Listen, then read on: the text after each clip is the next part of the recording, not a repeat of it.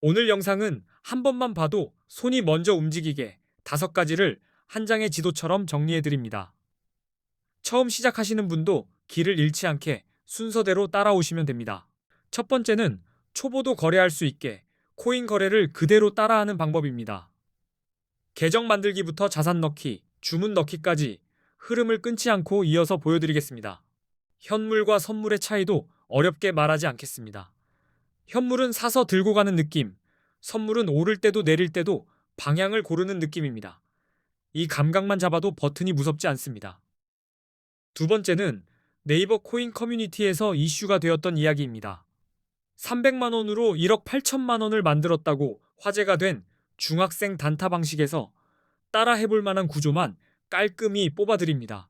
그 이야기의 핵심은 한 방이 아니라 반복입니다. 작은 파도를 여러 번 타고 승률과 손익비를 관리하면서 복리처럼 키우는 방식이죠. 원리는 어른도 그대로 적용됩니다. 세 번째는 수수료를 최대 할인받는 꿀팁입니다. 단타는 실력보다 먼저 수수료가 이빨을 드러냅니다.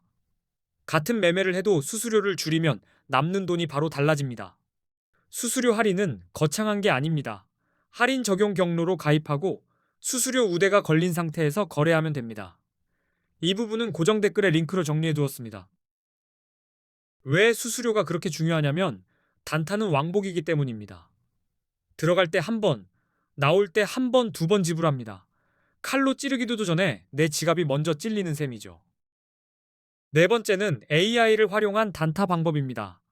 하루 50만 원씩을 목표로 감정 대신 기준으로 매매하는 구조를 만들겠습니다. AI는 눈과 귀를 늘려주는 도구로 쓰시면 됩니다. 예를 들면 AI가 뉴스 요약을 해주고 차트에서 조건을 정리해주고 내가 정한 체크리스트를 매번 확인시켜줍니다. 결국 매매는 사람이 하지만 준비는 더 빨라집니다. 다섯 번째는 첫 거래 때 입금 없이 시작하는 방법입니다. 가입 이벤트로 100달러를 받고 그 돈으로 코인 거래를 공부하고 실전 감각을 잡는 흐름을 설명드리겠습니다. 영상 아래 고정된 댓글에 수수료를 끝까지 깎는 방법과 100달러 이벤트로 시작하는 링크를 한 페이지처럼 모아두었습니다. 영상 다 보신 뒤 그쪽도 꼭 들러주세요. 물론 100달러로 바로 10억을 만드는 건 어렵습니다. 하지만 내 돈을 넣지 않고도 연습할 수 있고 레버리지를 잘 써서 거래가 맞아떨어지면 몇백만 원 규모로 커질 가능성도 있습니다. 이제 왜 코인에 투자해야 하는지 머리 아픈 말 없이 숫자로 설명드리겠습니다. 같은 1000만 원이라도 어디에 넣느냐에 따라 10년 뒤 표정이 달라집니다. 상상해보세요. 10년 전인 2016년에 금, 주식, 코인, 부동산에 각각 1000만 원을 투자했다면 2026년에는 얼마가 되어 있을까요? 답을 보면 직관이 깨집니다. 주식부터 보면 코스피 지수가 10년 전에 비해 약 2.66배 상승했습니다. 그래서 2016년에 지수 추종형 주식에 1000만 원을 넣었다면 2026년 기준 약 2660만 원이 됩니다. 금은 숫자가 더 크게 뛰죠. 2016년에 1000만 원으로 금을 사뒀다면 약 233.5g을 보유했을 것이고 2026년 기준으로 대략 5160만 원 정도가 됩니다. 부동산은 서울 기준으로 2016년에 1000만 원어치 아파트 가치를 들고 있었다면 2026년에 약 2400만 원 정도로 평가할 수 있다는 비교가 나옵니다. 그리고 비트코인은 충격적입니다. 2016년에 1000만 원어치 비트코인을 샀다면 2026년에는 26억 원 이상이 되는 막대한 수익률이 나올 수 있습니다. 이 정도면 결론이 자연스럽게 나옵니다. 상식적으로 코인을 투자 후보에서 완전히 지워버리긴 어렵다는 걸 숫자가 말보다 먼저 보여줍니다. 게다가 코인은 오를 때만 수익 내는 구조가 아닙니다. 오를 때는 롱으로 올라타 수익을 노리고 내릴 때는 숏으로 내려가는 흐름에서 수익을 노릴 수 있습니다. 세금 관점에서도 관심이 커집니다. 국내 거래는 수익에 대한 세금 이슈가 따라올 수 있고 해외 거래소는 그 부담이 없다고 느끼는 분들이 많아서 투자처로 메리트를 보는 경우가 있습니다. 그리고 코인 거래소에는 레버리지가 있습니다. 국내 거래소에는 없지만 해외 거래소에는 레버리지 기능이 있어 작은 돈으로도 더 큰 금액을 운용하는 느낌을 만들 수 있습니다.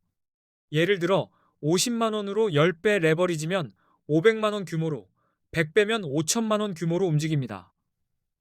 또 어떤 거래소는 200배까지도 제공해서 같은 자금이라도 체감이 완전히 달라집니다. 30억 이상을 굴리는 분이라면 레버리지가 없어도 됩니다. 하지만 소액으로 시작하는 대부분의 분들은 레버리지 없이 큰 수익을 내기가 어렵기 때문에 해외 거래소를 찾게 됩니다. 그래서 코인 거래의 첫걸음이자 제일 중요한 건 거래소 선택입니다. 차트 공부보다 먼저 어디서 거래할지 정해야 내 돈이 새는 길을 막을 수 있습니다. 실제로 많은 한국 투자자들이 국내 거래소를 떠나 해외 거래소로 몰리고 있습니다. 이유는 단순히 분위기가 아니라 레버리지와 수수료와 세금 구조 차이 때문입니다. 첫 번째 이유는 레버리지입니다. 국내는 레버리지 기능을 막아두었고 해외 거래소는 100배까지 가능한 곳이 있어 50만 원으로도 5천만 원 수준의 포지션을 잡을 수 있으니 사람들이 몰립니다. 두 번째 이유는 수수료입니다. 국내보다 해외 거래소 수수료가 훨씬 저렴한 경우가 많아서 단타처럼 자주 사고 파는 분들은 체감 차이가 말도 안 되게 크게 느껴집니다. 세 번째는 세금 체감입니다. 해외 거래소는 세금이 없다고들 말하고 국내 거래는 수익에 세금이 붙는다고 느끼는 분들이 있어 해외로 시선이 이동합니다. 한국에서 많이 쓰는 해외 거래소들 중 가입만으로 100달러 이벤트를 하는 곳은 고정 댓글에 모아뒀습니다. 링크를 헤매지 말고 그 자리에서 한 번에 확인하시면 됩니다. 이제 대형 거래소들의 수수료를 비교해 보겠습니다. 대형 거래소는 거래 수수료가 0.055%라고 가정해 볼게요. 숫자만 보면 작아 보이지만 단타에선 폭탄이 됩니다. 0.055%는 한 번만 내는 게 아니라 들어갈 때도 내고 나올 때도 냅니다. 그래서 같은 거래를 해도 왕복 비용이 쌓이면 수익이 아니라 수수료를 벌어주는 매매가 됩니다. 예를 들어 1,000만 원 단타를 한다고 가정하고 20배 레버리지를 쓰면 운용 금액이 크게 잡히죠. 이때 한번 거래할 때 수수료가 22만 원이라는 계산이 나옵니다. 하루에 10번만 거래해도 220만 원이 수수료로 빠져나갑니다. 놀라실 겁니다. 그래서 수수료가 높은 곳에선 아무리 맞춰도 결국 지는 싸움이 되기 쉽습니다. 결론은 간단합니다. 수수료가 저렴한 거래소를 이용하셔야 합니다. 그래야 내 실력이 수수료에 삼켜지지 않고 수익이 수익답게 남습니다. 그래서 A 거래소와 대형 거래소 4개를 비교해 보겠습니다. 기준은 5가지로 잡겠습니다. 수수료, 거래의 간편함, 한국어 지원, 레버리지 배수, 원화 입출금 가능 여부입니다. 먼저 수수료는 얼마나 싼지가 핵심입니다. 단타는 횟수가 많아지면서 비용이 눈덩이처럼 불어나기 때문에 0.0 몇 퍼센트 차이가 실제로는 월급 차이처럼 느껴집니다. 거래 방법의 간편함도 봐야 합니다. 화면이 복잡하면 초보는 실수로 손실을 만들고 주문 과정이 단순하면 타이밍을 놓치지 않습니다. 매매는 속도전인 구간이 많습니다. 한국어 지원은 심리 안정제입니다. 급할 때 문의가 되면 손이 덜 떨립니다. 반대로 언어가 막히면 자금 문제도 크게 불어나기 쉬워서 초보일수록 상담 지원이 중요합니다. 레버리지는 배수의 세계입니다. 같은 1% 움직임이라도 50배와 200배의 체감은 다릅니다. 물론 배수가 높을수록 관리가 필요하지만 구조 이해에는 핵심 포인트입니다. 원화 입출금은 편의성의 끝판왕입니다. 한국 돈으로 바로 넣고 빼는 흐름이 되면 과정이 단순해지고 환전이나 이동 과정에서 생기는 스트레스를 줄일 수 있습니다. 이제 숫자로 비교하겠습니다. A 거래소 수수료는 0.01%, 바이비트는 0.0095%, 비트겟은 0.06%, 바이낸스는 0.04%로 안내됩니다. 숫자 차이가 곧 비용 차이입니다. 같은 실력으로 같은 횟수를 거래해도 수수료가 낮으면 남는 돈이 커집니다.